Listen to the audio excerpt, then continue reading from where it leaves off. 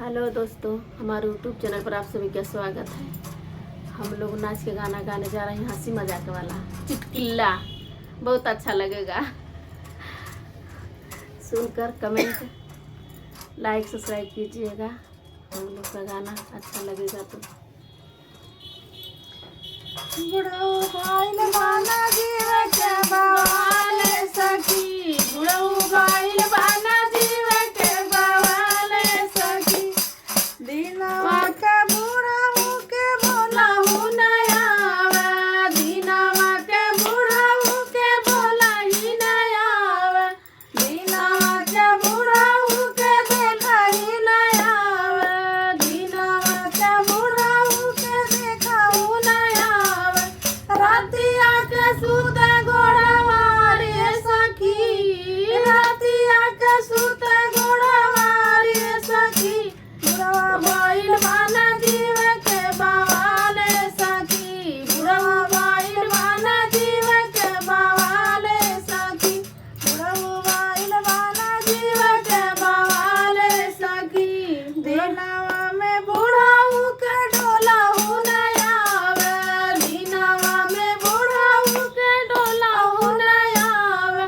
रातिया में खुद डरवा रे सखी, रातिया में खुद डरवा रे सखी। बुढ़वा भाईल बाना जीव के बवाल सखी, बुढ़ऊ भाईल बाना जीव के बवाल सखी, बुढ़ऊ भाईल बाना जीव के बवाल सखी। रातिया का दिनवा के बुढ़ऊ के बोलहु नया आवे, दिनवा में बुढ़ऊ के बोलहु नया आवे। रातिया के पकड़ा हमरा हाथ सखी, रातिया के पकड़ा हमरा हाथ सखी। बुढ़ऊ भाईल बाना जीव के बवाल सखी, बुढ़ऊ भाईल बाना जीव के बवाल सखी, बुढ़ऊ भाईल बाना जीव के बवाल सखी। दिनवा के बुढ़ऊ के चलहु नया आवे, दिनवा के बुढ़ऊ के चलहु नया आवे। रातिया के घूम शहर बाजार सखी, रातिया के घूम शहर बाजार सखी।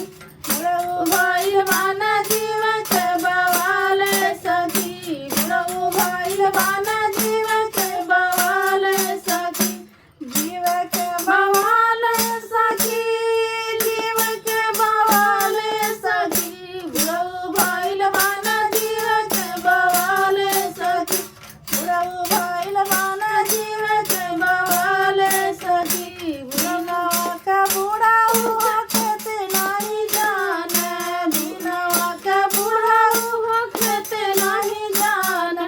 रातिया के देखा पिक्चर हाल सखी, रातिया के देखा पिक्चर हाल सखी।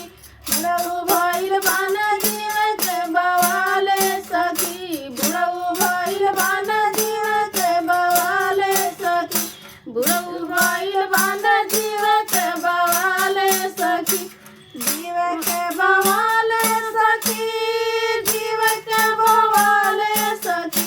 बुढ़ऊ भाईल बाना जीव के बवाल सखी, बुढ़ऊ भाईल बाना जीव के बवाल सखी, बुढ़ऊ भाईल बाना जीव के बवाल सखी।